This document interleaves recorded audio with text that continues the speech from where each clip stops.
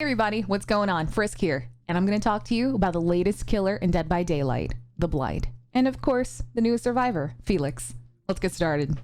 So this is the Blight, the newest killer that is going to be getting added to Dead by Daylight, and as you can see, he's sort of like, he's kind of humanistic in ways, and he's supposed to be sort of like a Dr. Jekyll, Mr. Hyde type character. So as you can see, he has like the human form, except he's kind of related to Quasimodo. He's got a droopy mouth, he's got a cane, maybe he's related to Rafiki, I don't know. But he is definitely an interesting character here. Let's check out his perks. Dragon's Grip.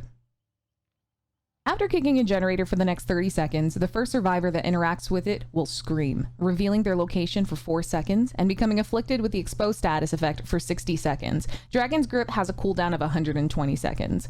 I feel as survivors, we are creatures of habit, so we're always tending to work on whatever we start. Whatever we start, we just kind of tend to finish. It's very rare that I see survivors kind of abandon a generator and go work on another one. So I feel like Dragon's Grip is really going to push those comfort zones of survivors, and instead of wanting to stick to one generator, it's going to kind of force people to go check out the other ones and work on something else, because not only is this going to let the killer know where you are, but you're also going to be one shot down exposed. So Dragon's Grip, pretty cool. Next, we have Hex Blood Favor, a hex that gains the entity's favor when blood is spilled. When a survivor is hit, pallets within 16 meters of your location are held in place by the entity for 15 seconds. These pallets cannot be pulled down. Hex Blood Favor has a cooldown of 60 seconds. Now, Hex Blood Favor has got to be the most terrifying perk I have seen yet. So I had the opportunity of playing the PTB yesterday, and getting to see how Blood Favor works is terrifying, because let's say you're looping a killer at a pallet, and they decide, hey, I'm gonna smack you. Once they hit you, that pallet gets just entrapped into the entity's hands, and you cannot pull it down. You can't touch it. There's just no way around that. So that is terrifying, especially because as survivors, aside from our ankle breaking and our jukes, you know, we kind of rely on those pallets to help us escape a killer and, you know, really run them. So Blood Favor is going to be a game changer for sure. And then we've got Hex Undying, a hex which maintains the vile powers that flow throughout the trial. While Hex Undying is active, survivors within 2 meters of any totem have their aura revealed for 4 seconds. When another hex totem is cleansed, that hex transfers to an available dull totem, losing any tokens in the process. At this point, we might as well have a giant spotlight on us for the killers to find us, because Hex Undying, I'm gonna be honest, it feels a little unfair. Hex Undying, when I was testing it yesterday, I was across the map and I had some of my friends stand next to the totem, and they were clearly illuminated, clear as day, because they were next to the totem. So I think this is really going to force people to want to make sure they're taking out these hex totems. I feel like we're going to be seeing a lot more Soul Guard players. I think that it's you know, also distortion. I feel like we're all also going to be starting to run a little bit of distortion. You know, not only does it come in handy for perks like barbecue and chili, but I feel like it's really going to come in handy for this specific hex as well. So, and for those of you who don't know what distortion is, it essentially, you have tokens and you're able to not be seen by the killer if they have a perk that enables them to be seen. So yeah. These are the perks. We're gonna have a great time. It's gonna be great. It's gonna be great. Now let's get into his power. I feel like his power could definitely be edited a little bit, but that's you guys got to see his actual plays first. So he's got Blighted Corruption. So his special ability, Rush. So when you press the power button to quickly rush forward, doing so consumes a rush token. While performing rush, the Blight cannot launch an attack. Rush into a wall or obstacle in the environment to slam onto it.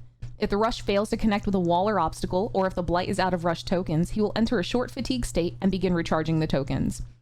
Special attack, lethal rush. Following a slam, press the power button to launch a lethal rush. Doing so consumes a rush token. A lethal rush behaves the same as a rush, except that the blight may launch an attack by pressing the attack button. So the blight essentially runs around the map like a belligerent drunk baby, bumping into just the environment, and when he bumps off of something in the environment, he can then rush again and kind of run at you and attack you. So his overall ability, it's not bad, but for right now, I feel like the box in which he's allowed to bump into stuff is a little too large. I think if they shrunk it down a little, it could be a little bit more accurate with those turns. But obviously, you guys will see that gameplay. But yeah, also, apparently he's a tall killer. He don't look that tall. I'm just saying.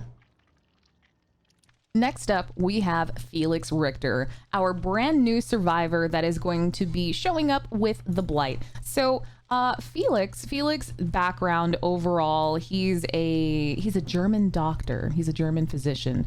So he has that sort of, I guess, professional look. He also comes from a very wealthy family. So he's kind of your silver spoon survivor. Looking at his information, obviously, we've got some new perks for the survivors, which I will be honest, I'm a little disappointed because I was really hoping we would get something a little bit different in terms of perks, but let's go into it. Perks, Visionary. You are remarkably focused on your means of escape. You see generator auras within 32 meters. Anytime a generator is completed, Visionary has a cooldown of 20 seconds. So we already have another perk that allows us to see generators like that. I'm blanking on it right now, but yes, that's okay. I'll probably just write it on the screen somewhere. But anyway, yeah, we already have a perk that is sort of similar to this, and Visionary is more of a perk that would be for a newer survivor. I think people who are just getting into the game, Visionary would help help newer players find generators around the generated maps. So Visionary is not a perk that I would ever use, but if you are a newer player, I would definitely recommend it just to help you get acquainted with the map. Same thing with, oh my gosh, Walls of Opportunity or Windows of Opportunity. So there's a perk called Windows of Opportunity that allows you to see where all of the drops, or not drops, but like the jumps, the windows, and the pallets are in the maps as well. So Visionary paired with Windows of Opportunity are two great perks that would allow you to get to know the map better and kind of sharpen and hone those survivor skills. Desperate Measures. You refuse to fail, even during your darkest hour.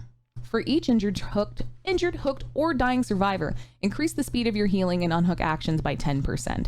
So Desperate Measures is kind of like the survivor version of Dying Light, where, you kind of, you get an increase in your actions depending on essentially how hard of a time your team is having. So you benefit off of their suffering.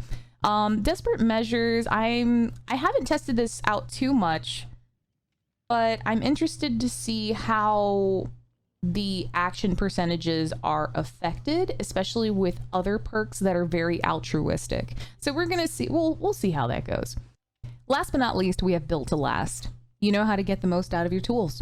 Once per trial, a depleted item will refill 30% of its charges after 10 seconds. Now, this type of perk is good for people who like to run items. I definitely would say, for my flashlighters out there, when you deplete your flashlight and then it comes back at 30% charged, it is a game changer. I think it's really nice to have that little extra oomph, when it comes to the item you're using, whether it be a flashlight or even the rainbow map, because I feel like the rainbow map gets depleted pretty quickly. If you want to get more charges into your rainbow map, a little bit extra, Built to Last is going to come in handy. Now, I don't think that it's one of those perks that I would use all of the time. Maybe sometimes if, you know, I'm really feeling, I don't know, like I'm going to be running items all game, mostly flashlight. But, you know, it's still an okay perk. Overall, you know, with Built to Last, Desperate Measures, and Visionary, I feel like we could have gotten some better perks as survivors. But these are still, you know, they're still okay perks nonetheless. I think that, you know, the Blight definitely made out like a bandit with his perks. That's for sure.